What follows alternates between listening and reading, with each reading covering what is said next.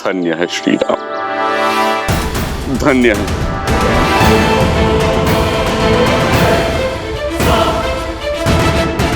जिनके नाम मात्र से जन्म मरण का भवसागर तर जाए, जिनके दर्शन मात्र से जन्मों का दुख मिट जाए।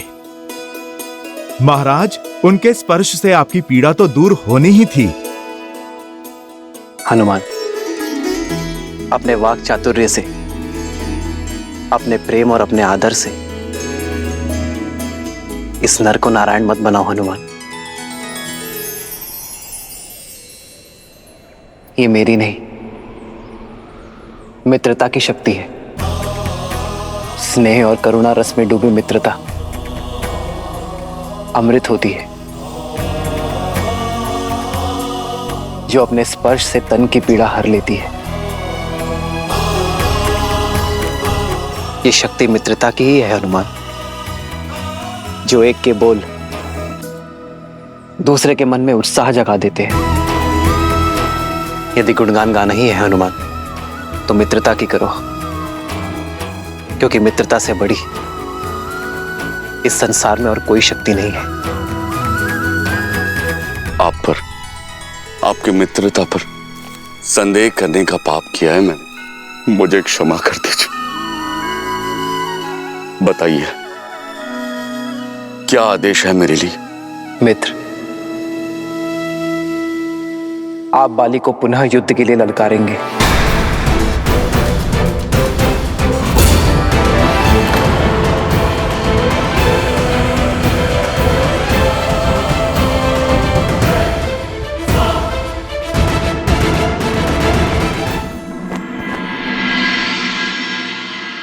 मैं जहां तुम्हें ले जा रहा हूं, वो स्थान मेरे लिए पवित्र और अत्यंत प्रिय है।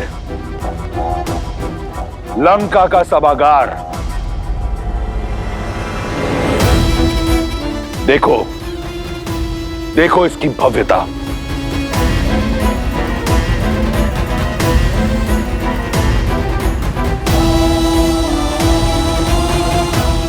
इस समृद्ध सभागार का एक एक स्वर्णिम पत्थर रावण के रक्त, समर्पण और अथक परिश्रम का साक्षी है। ऐसी भव्यता ना तो इंद्र के अमरावती में है, ना ही विष्णु के वैकुंठ में। ऐसा गौरव ना ब्रह्मलोक में है और ना सूर्यलोक में इतना तेज। यह है मेरा सिंहासन। यहीं बैठकर मैं 10 लोकों पर शासन करता हूं। एक बार तुम मेरी पटरानी बन जाओगी तो इस सिंहासन पर मैं तुम्हें अपने साथ स्थान दूंगा। बस एक बार मेरा प्रस्ताव स्वीकार कर लो।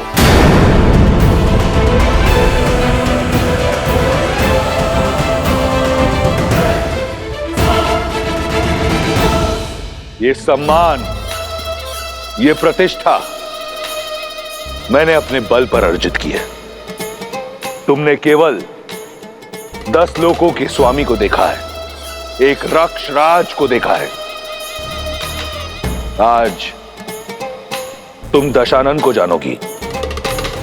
वो दशानन जिसका बचपन अभाव में बीता, जिसने एक टूटी कुटिया में जन्म लिया, अपने साहस और हठ से भव्यता का ये महासागर पाया, अपने पिता का परित्याग सहा, भूख और प्यास से बिलखते हुए अपने भाई बहनों का करुण रुदन सहा, बलशालियों का तिरस्कार सहा। ऐसी अनगिनत कठिनाइयों की अनेक सीढ़ियां चढ़कर यहां तक पहुंचा हूं मैं। जो प्राप्त किया अपने बल से, प्रहार से, प्रयास से, नियति से छीन कर किया। अपने शौर्य, अपने कर्म, अपने इच्छा शक्ति से किया। आज जो ये रावण तुम्हारे समक्ष खड़ा है, इसका निर्माता वो परमात्मा नहीं, स्वयं ये रावण है। मैं दशानन स्वयं को लंका का राजा घोषित करता हूं। और ये रावण कुछ नहीं से सब कुछ पाना चाहता है। यही उसकी हद है।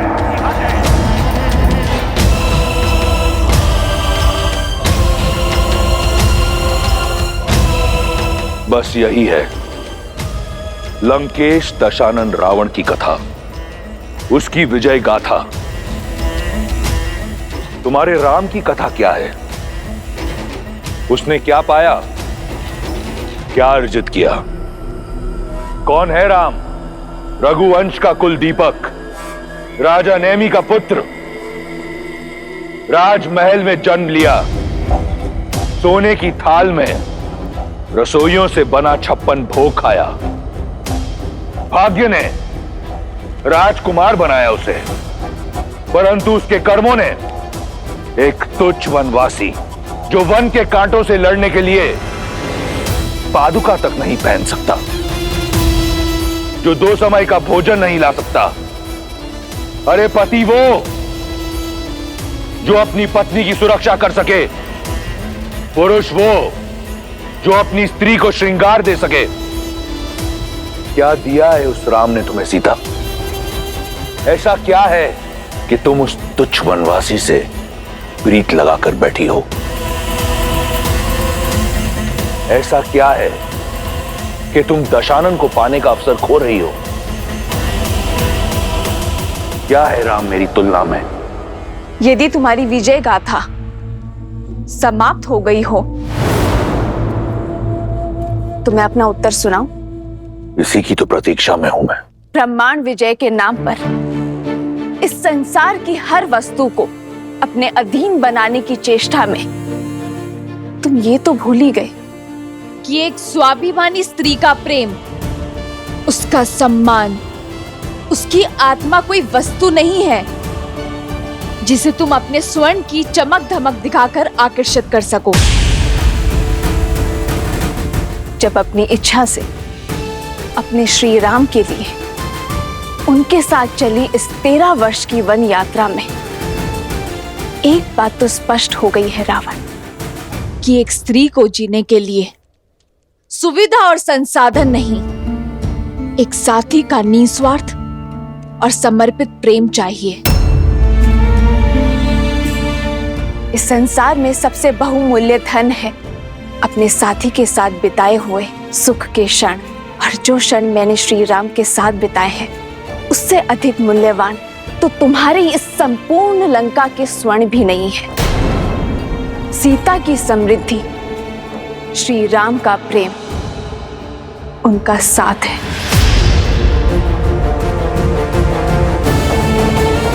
तुम अपनी संपत्ति दिखा रहे हो ना रावण, परंतु ये भूल गए संपत्ति अपनों से बनती है, उनके आदर और सम्मान से बनती है, भय से नहीं। तुम्हारे भाई है ना ये? कितना प्रेम और कितना सम्मान करते हैं ये तुम्हारा, या केवल भय है इन्हें तुमसे?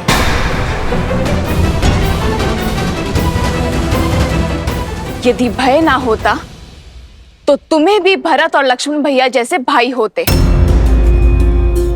एक भाई जो अपने भाई की चरण पादुका को अपने मस्तक पर ढोकर उनके नाम से अयोध्या का राज्य चला रहा है। एक भाई जिसने अपने पत्नी, परिवार, सुख सुविधा को छोड़कर अपने भाई की ढाल बनकर उनके साथ वन में खड़ा है। वो प्रजा जो 14 वर्षों से प्रतीक्षा कर रही है कि कब राम नाम का सूर्य आएगा और कब उनके घर में दीपक जलेंगे।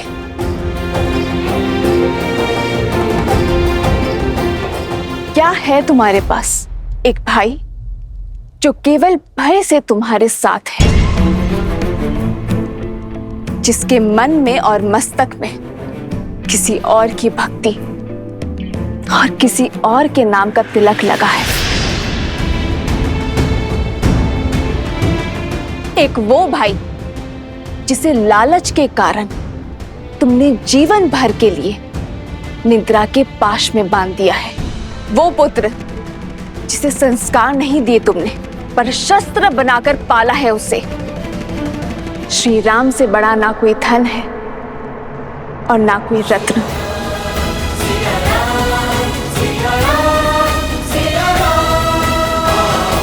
जिस सीता को श्री राम ने अपने हृदय के सिंहासन पर बिठाया हो, उसे तुम इस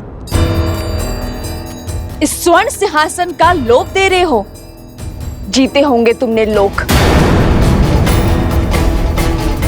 किंतु मेरे श्री राम ने अयोध्या से निकलकर इतने हृदय जीते हैं कि यदि तुम गिनने बैठोगे ना, तो तुम्हारा ये जीवन कम पड़ जाएगा। तुम इन स्वर्णिम शिलाओं पर दम ले रहे हो। मेरे श्री राम ने शिलाओं में प्राण दिए हैं। प्रेम वो धागा है, वो बंधन है जो हर लोभ, हर लालसा से परे है। अपनी समृद्धि को बढ़ाने में ध्यान केंद्रित करो रावण, किसी और की स्त्री को अपना बनाने में नहीं, क्योंकि समृद्धि की परिभाषा प्रेम और आदर है, जो मेरे मन में श्री राम के लिए अपार है। अब भी समय शेष है रावण, क्षमा मांग लो मेरे श्री राम से। मुझे ससम्मान पुनः लौटा दो उन्हें और अपने इस सिंहासन पर अपनी पत्नी को ससम्मान स्थान दो। नहीं आएगा तुम्हारा राम, नहीं आएगा तुम्हारा राम। आएंगे, मेरे राम आएंगे। विश्वास को बांध कर रख सके ऐसा कोई पाश नहीं, प्रेम पार ना कर सके ऐसा कोई सागर नहीं। मेरे श्री राम आएंगे मुझे लेने।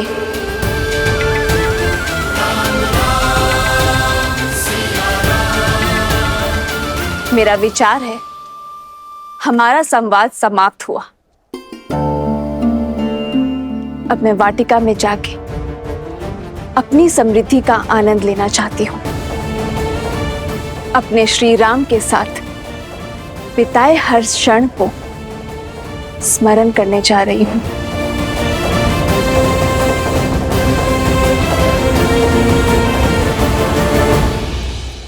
रुको सीता,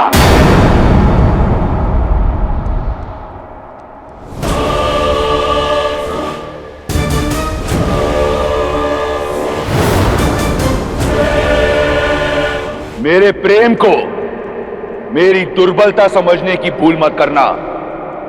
मैं तुम्हारे समक्ष प्रेम का निवेदन लेकर आया था, याचना न ये। मेरे भीतर जल रही क्रोध की ज्वाला को मत भड़काओ। यदि मेरा हृदय तुम्हारे प्रेम से रिक्त हो गया तो ये क्रूर बन जाएगा।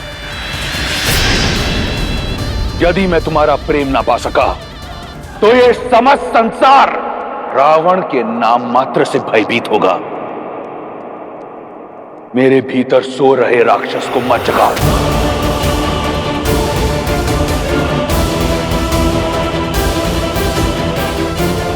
जिस रावण के समक्ष तुम राम के गुण गा रही हो, वो कोई साधारण राक्षस नहीं, राक्षराज रावण है।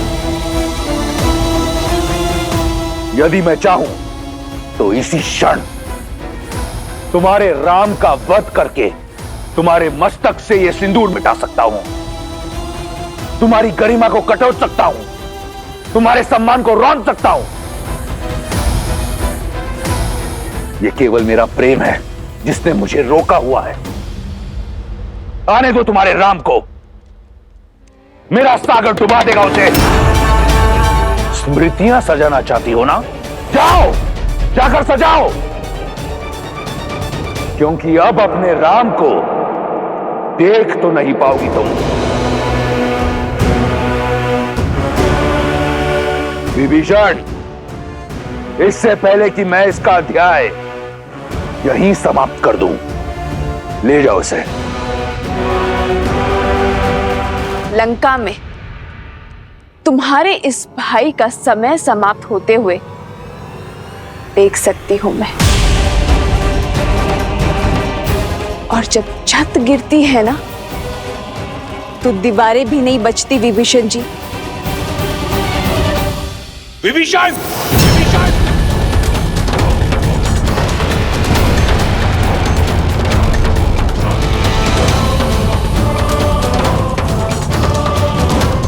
देवी,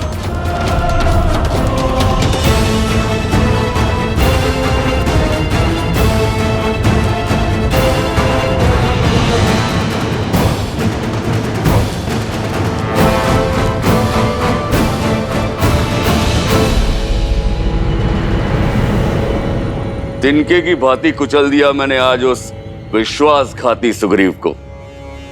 मेरे समक्ष ऐसे चीख रहा था जैसे गज के पांव के नीचे मूषक।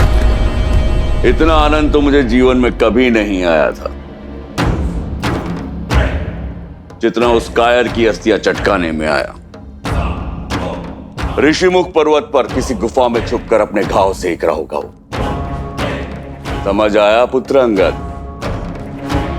ये वीर भोग वसुंधरा है, अर्थात वीर को हर सुख भोगने का अधिकार होता है। बल सदा विजय होता है। अब वो भगोड़ा मुझे अपना मुख कभी नहीं दिखाएगा। बाहर निकल! कहां छुपा बैठा है कायर? बाहर आ! युद्ध कर मुझसे! बाहर आ! युद्ध कर मुझसे!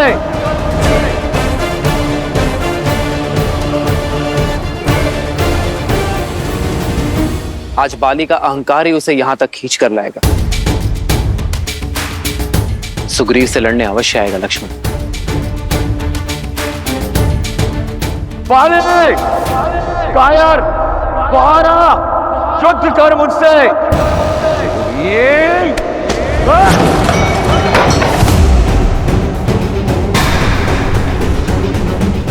प्रतीत होता है सुग्रीव को हारने में आनंद आने लगा है। एक बार मृत्यु का सामना करके दोबारा लौटाए वो। उसने बाली को ललकारा है। इस बार ये ललकार समाप्त करके ही लौटूंगा। नहीं स्वामी, रुक जाइए। तनिक सोचिए, अभी कुछ प्रहर पहले ही आपसे पराजित और लज्जित होकर गए हैं सुग्रीव, और इतने शीघ्र आकर आपको पुनः ललकार दी है उन्होंने। स्वामी, मुझे शंका हो रही है। शंका ये करो कि इस द्वंद्व के पश्चात वो लौट पाएगा या नहीं। कायर लौट के आया है। अस्थियां तो पहले ही तोड़ चुका हूं। आज उसकी सांसों की माला भी तोड़ दूंगा। समझने का प्रयास कीजिए स्वामी। व्यक्ति ऐसा तभी करता है जब कोई षड्यंत्रघात हो या किसी शक्तिशाली मित्र का साथ हो। और गुप्तचरों ने हमें सूचित भी किया है कि सुग्रीव ने श्री राम के साथ संधि कर ली है। श्री राम की कीर्ति से तो आप भी अनभिज्ञ नहीं हैं। क्या हुआ बाले? भयभीत हो गया क्या? बाहर निकल बाले! कायर कहां चुप के बैठा है? स्वामी! बाले! बाहर आ और लड़ मुझसे! नहीं स्वामी, यदि एक युद्ध नहीं लड़ेंगे तो कोई अनर्थ नहीं होगा। श्वेत वस्त्र पर कीचड़ का एक छींटा भी बहुत बड़ा दिखता है तारा। यदि मैंने ये युद्ध छोड़ दिया तो मेरी कीर्ति सदा के लिए कलंकित हो जाएगी। युद्ध और द्यूत का निमंत्रण एक राजा कभी नहीं छोड़ सकता। पिताजी, यदि बात आपके स्वाभिमान की है तो आज्ञा दीजिए मुझे। चाचा श्री से लड़ने मैं जाऊंगा। ये तो और बड़ा अप्यक्ष होगा पुत्र। अपने पिता के बल को कम आंकने का दुस्साहस मत करो। किष्किंधा का राजा अपना कर्तव्य अवश्य निभाएगा। आज तो सामने सुग्रीव खड़ा है। कल को यदि युद्ध की ललकार तुमने भी लगाई तो मैं तुमसे भी युद्ध करूंगा। स्वामी, तनिक ध्यान से देखिए। सुग्रीव के गले में पुष्पों की माला है।